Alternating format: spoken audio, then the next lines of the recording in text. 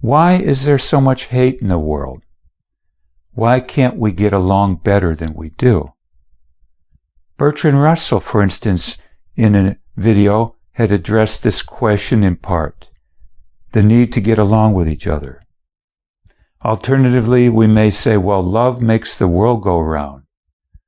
If we say somehow love is the absence of hate or the desire to harm, well then how come we are so hateful, so many of us, as you might say, part of our DNA in a way? Well, is that DNA in the conventional sense or DNA in terms of some other form of encoding in us? Some might say, well, it's just our sinful nature.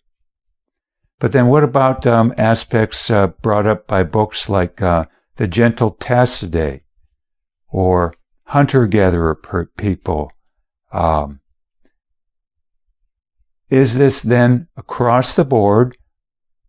If not, why would someone have written the book, as Karen Horney did, an analyst, The Neurotic Personality of Our Time?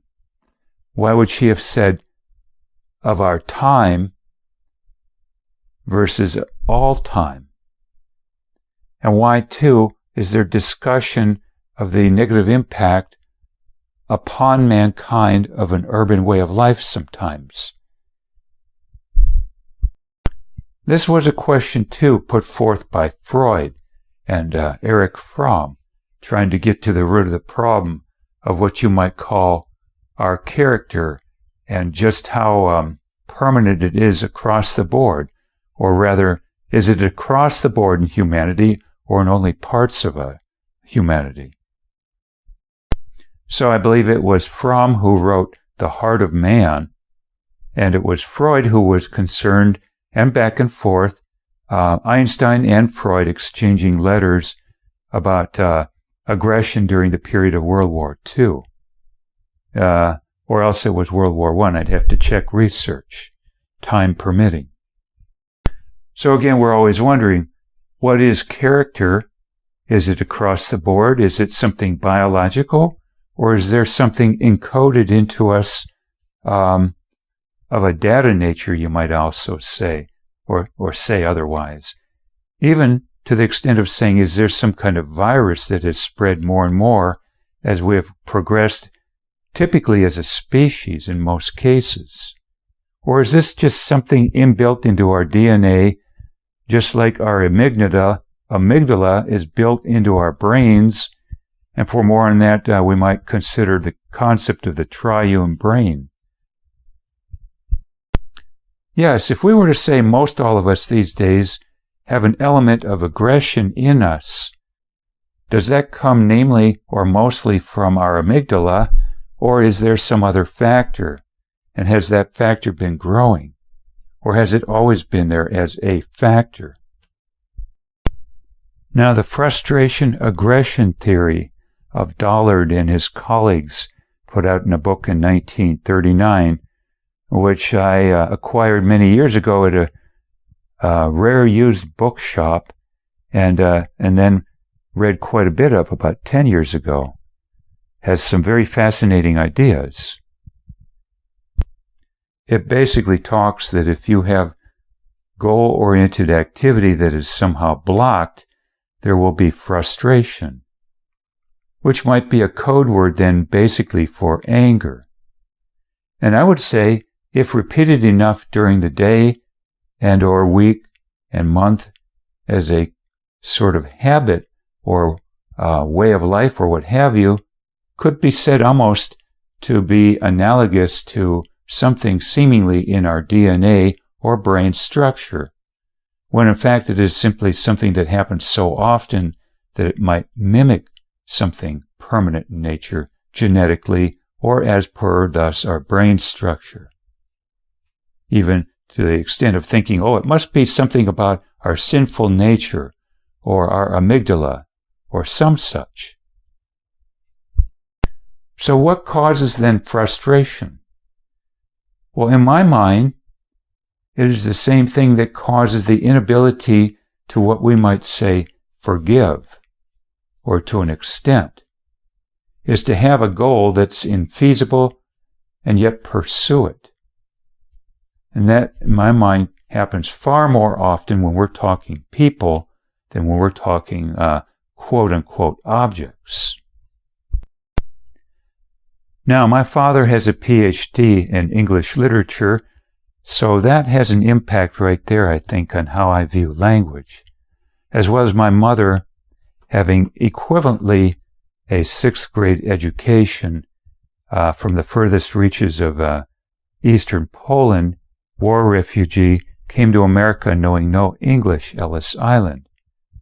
And so I would say that it's my view over the years increasingly that frustration, shall we say, on a repeated basis creates a hate mentality of a sort as part of our lives, and that this is then a matter that needs to be discharged as per the word catharsis, if not to build up to levels that basically are too toxic for a person to handle, and we would then self-destruct.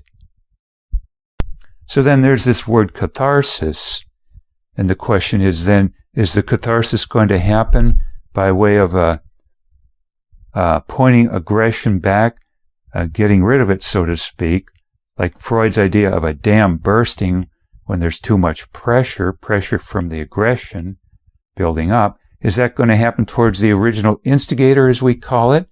And, is there only one instigator, by the way, or just the most proximate cause instigator, temporally speaking, time-wise on a scale? Yeah, there might be more than one source when we typically say, oh, there's only one source that triggered our aggression. And then, of course, the concept of displacing being may be pointed at a source that is more going to tolerate the discharge of this aggression than the original point source. But is there, again, only one point source? Still, I think the word catharsis is a key term to use or consider, in lieu of something else. If we wanted to use a psychological-based term, we could all come up with our own favorite term. Some might just use the word dumping. So where then does this constant generating of the frustration, if you will, of blocked goals come from? Where does the, let's say, conceptualization even that a goal is possible when it isn't possible? Where does this routinely almost misconception of feasibility of goals come from? Does it come across the board in life, or only from goals set regarding people, versus, again, what I would call objects, including, let's say, an airplane? If it runs out of gas on the tarmac, so to speak, if that could happen, I think we'd be far less likely to get upset at the airplane rather than the crew of people who had something to do with the fueling of the plane itself. So why is it then, my contention being, that we have infeasibilities that cause frustration of a very repeated nature until we might just say, well, it must be something built into our brains? Well, why does this happen far more with respect to goals set about what we can achieve and what other people can achieve when it comes to people? I believe it is because our people words have two particular skewings that are not in alignment with reality. And the first is that our words tend to have a free will slant, if you will, built into a lot of words regarding people. And secondly, that a lot of our words have built into them a catastrophizing element, when actually there's a matter of most everything being, if not everything, being discomfort or discomforting in orientation rather than a catastrophe. And that these two misconceptions find their way into so many of our words regarding people that we can't help but have infeasible goals right and left throughout every day of our lives, to the extent we are utilizing these words. And almost to the extent then that to escape such, you have to go to almost a completely intuitive way of life or live on a tiny island and have no other information ever coming in, or both. So it's my contention then that the frustration-aggression theory largely holds, and that we find this playing out far more, by far, again, with people rather than, quote, objects, because the words used for people are so far more skewed in comparison toward free will, which is a basically denial of cause and effect, coupled with, to a smaller extent, problems with words often having built into them, regarding people again, a catastrophizing element rather than an element of this is discomforting but not a catastrophe. I'd next like to talk then of the concept of iterating, of growth, of learning.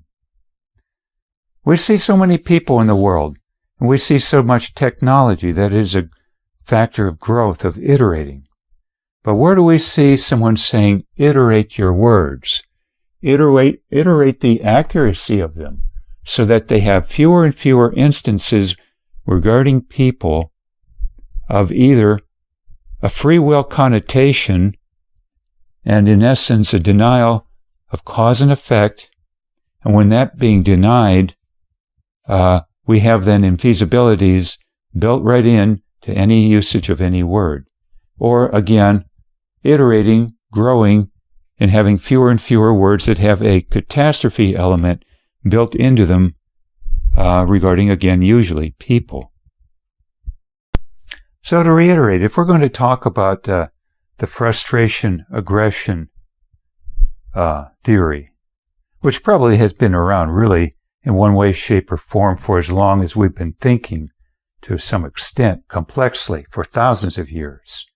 But again, if we're going to discuss that, I think we could only want to wonder, well, where is this coming from, this frustration so often, so frequently?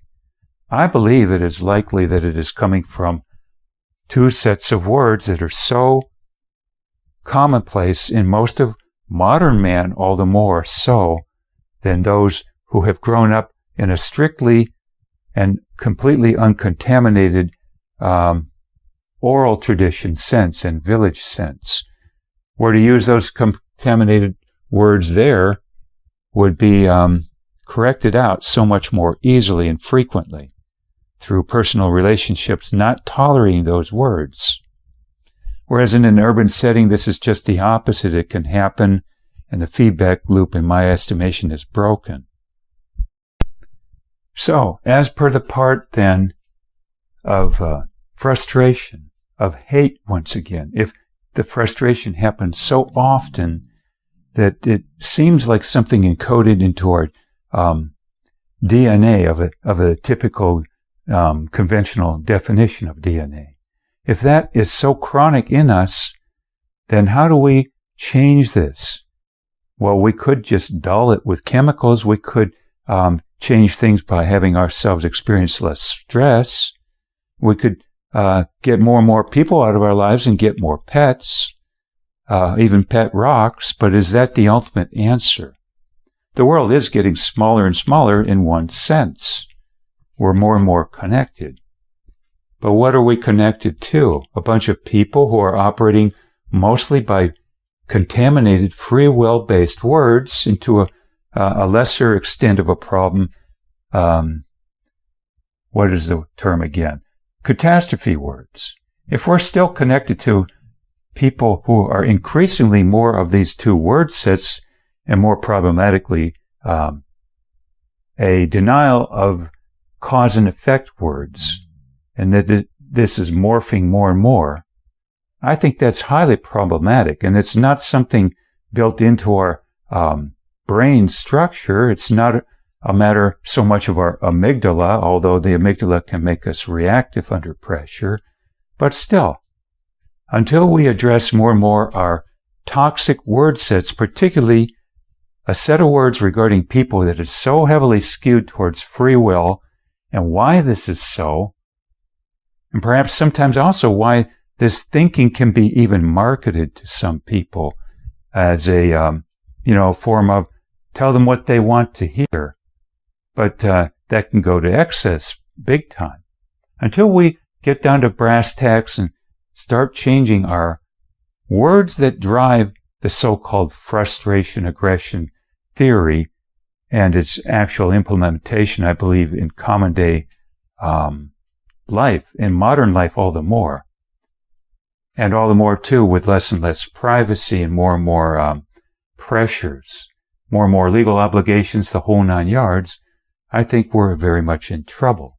And this then is why, amongst other reasons, I think Stephen Hawking said we need to be thinking when he was alive of leaving the planet, lest we have something like an asteroid hit us, or comet or some such from outer space, or, we have a nuclear war or some such. But I think this pales in comparison to the problem of our words causing a mass extinction or what have you, or just a complete depletion of our resources and toxification of our environment. Yeah, I think that's the bigger issue. And I've put this now in audiobook format and or voice format. And I think I'll just kind of roll with what I put out here so far right now, given time constraints.